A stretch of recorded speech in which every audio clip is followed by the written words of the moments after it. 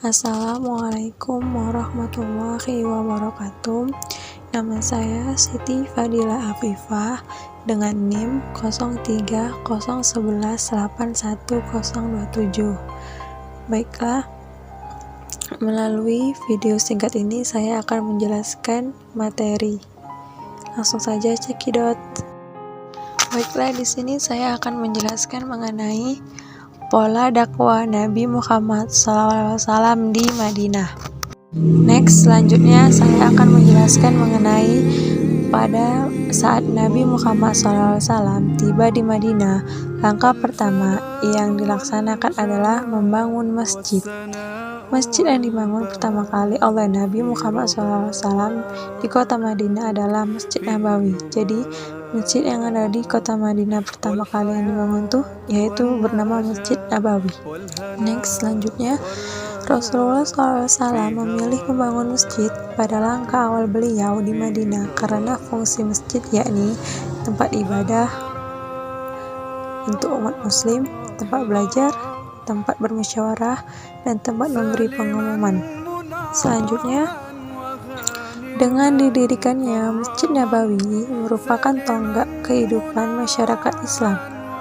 Masjid Nabawi menjadi ramai karena didatangi oleh jamaah yang akan melaksanakan sholat berjamaah bersama Nabi Muhammad SAW. Setelah membangun masjid, barulah mulai membangun jalan raya di sekitar masjid. Lama-kelamaan, tempat itu menjadi pusat kota dan permukiman umat Islam serta Nabi Muhammad SAW juga membangun jembatan-jembatan yang menghubungkan tempat satu ke yang lainnya. Dengan demikian, masyarakat setempat dapat terhubung dengan masyarakat dari lembah yang berbeda.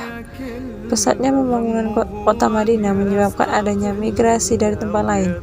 Masyarakat yang ada di sekitar Madinah berdatangan dengan tujuan berdagang. Next, respon terhadap dakwah Nabi Muhammad SAW di Madinah, yakni salah satunya peperangan antara umat Islam dengan orang musyrikin Quraisy atau Perang Badar. Perang ini dipicu rasa iri dengan orang Quraisy terhadap keberhasilan Nabi Muhammad SAW di Madinah. Peperangan terjadi di lembah Badar. Umat Islam dipimpin oleh Rasulullah dengan jumlah 313 orang melawan orang musyrikin sejumlah 1000 yang dipimpin oleh Abu Sufyan yang akhirnya dimenangkan oleh umat Islam. Perang Uhud. Setelah mengalami kekalahan dalam peperangan Badar, kafir Quraisy berusaha menyusun kekuatan untuk membalas umat Islam. Pada pertempuran ini, umat Islam mengalami kekalahan. Umat Islam banyak yang gugur atau mati syahid. Selanjutnya, Perang Khandaq. 2 bulan setelah mengalami kekalahan, Rasulullah dan umat Islam menyusun kekuatan yang akhirnya mendapatkan kabar bahwa orang musyrikin akan menyerang umat Islam. Ketika perang ini, umat Islam mendapatkan kemenangan. Next, yang terakhir, Perjanjian Hudaybiah. Tahun ke-6 Rasulullah dan umat Islam berkeinginan melaksanakan ibadah haji ke kota Mekah, akan tetapi dihalangi orang musyrikin yang akhirnya melakukan perundingan yang menghasilkan Perjanjian Hudaybiah. Isi perjanjiannya yakni kedua belah pihak mengadakan gencatan senjata selama 10 tahun. Setiap orang boleh memilih pengikut Rasulullah atau kaum musyrikin.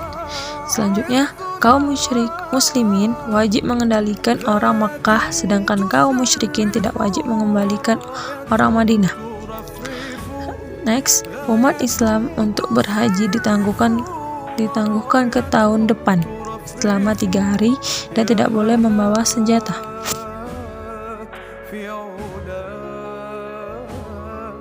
Mungkin cukup sekian hasil video materi singkat saya. Kurang lebihnya saya mohon maaf, karena kekurangan adalah milik saya dan kesempurnaan itu milik Allah SWT. Saya akhiri dengan wabillahi taufiq wal hidayah.